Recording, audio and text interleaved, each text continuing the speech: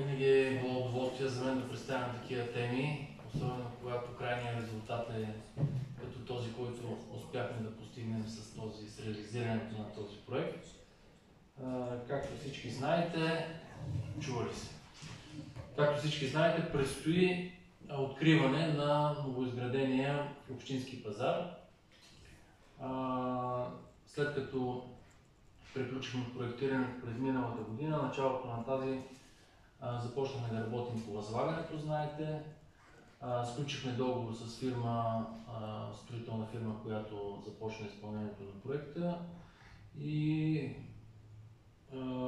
самото изпълнение върви към своя край. Мога да кажа, че към настоящия момент са изпълнени 99% от общия обем работи. Остават малки довършителни работи, след което ще открием и обекта. Съвсем накратко някои неща за обекта, въпреки че може би сте запознати вече, най-вероятно сме ги говорили, какво представлява самия проект. В основната си част, чисто търговската, фронтално ще има две линии с павилиони. Северна и южна, съвсем условно ги наричам. Северната линия е гребеновидният павилион, който е реконструираната стара сграда, която така или иначе остана. Ще включва 7 обекта, от които 4 за бързо хранене и 3 търговски обекта, магазини. Реконструкцията включи обединяване на помещенията, така че от 2 направихме едно и по този начин успяхме да осигурим всеки един търговски обект със санитарен възел и малко складово помещение. Южната линия, частично реконструирана, ще представлява ресторант с 50 вътрешно разположени места и възможност за още толкова на открито пространство, отвън в дворното пространство.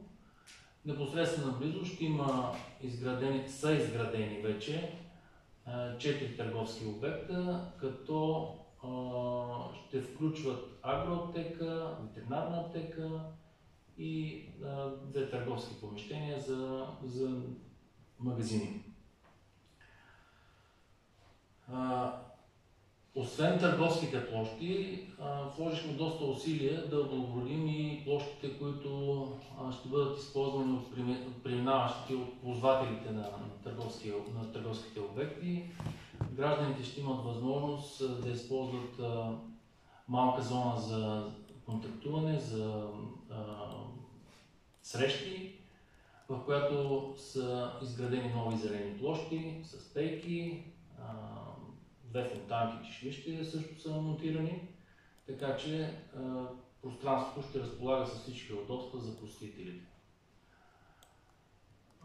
Старите и неприветливи покрити площи, метални конструкции, които знаете в самото начало демонтирахме, са заменени от нови трапецовидни козирки в дъното на парцела, които покриват една площ с квадратура около 500 квадратни метра, под която ще бъдат разположени щандовете за търговия на зеленчуци.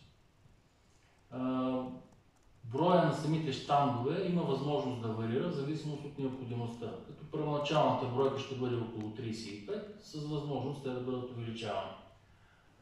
Извън тази покрита площ, пространството разполага с немалко пространство за паркиране,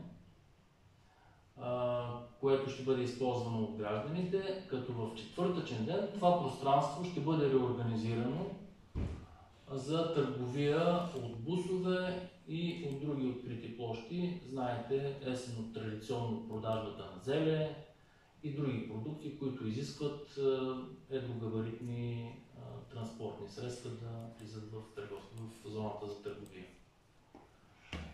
Отделно от това, една малка битова сграда ще имаме, която ще предостави възможността да бъдат разположени офиси за обслужващия персонал, гаражна клетка, както и санитарни помещения, които ще бъдат използвани от гражданите.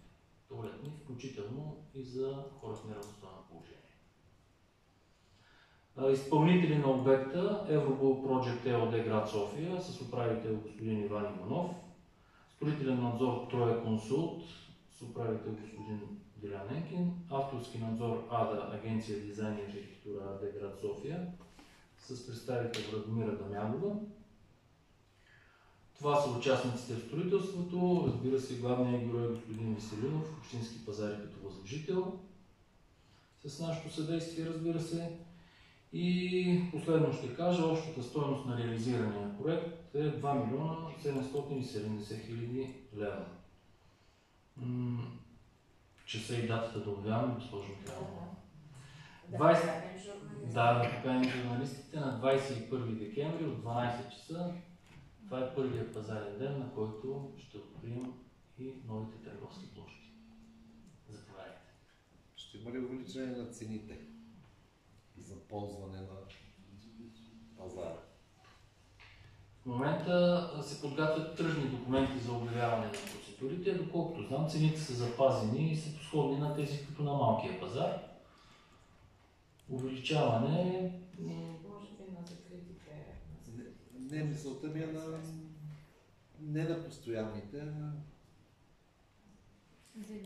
на зеленчуковите. Всъщност това е решение на общински пазар и тая тема не е обсъждана с ръководството на общината. Очакваме в скоро време общински пазари да дадат своето предложение. Не бихме могли да отговорим. Искам само да подчертая, не знам защо се промъкна тезата, че едва ли не пазара няма да предлага площи за продажба на плодове и зеленчуци на открито. Разбира се, това не е верно. Пазара, това е основното му предназначение. Ще предлага обаче по-голяма мобилност на ползването на пространството, включително и по-добри условия за продажба от бусове, нещо, което се наложи в практиката. Много силно се надяваме, наред с четвъртъчния пазар, новия пазар да бъде осмислян и по друг начин. Поставила съм на Росен Веселинов очакването на ръководството на общината, там да започне да функционира и фермерски пазар на хора, които произвеждат собствена продукция извън четвъртъчния ден.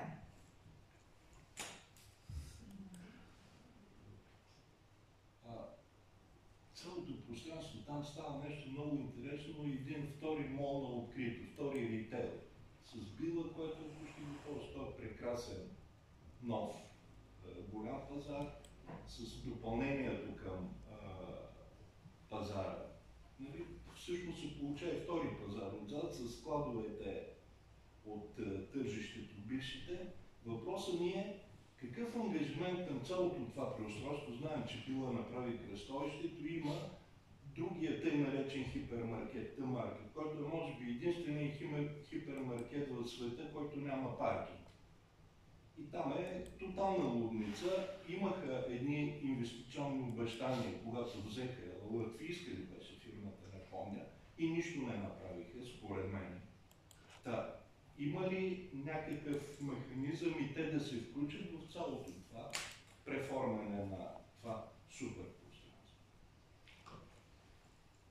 Няма проведени разговори или постигнат резултат с Т-маркет в това отношение. Т-маркет имат договор, аз ако не греша, преди 2 години мина на Общински съвет решението за обявяване на нов търг и нов договор, но на този етап те не участват в този процес.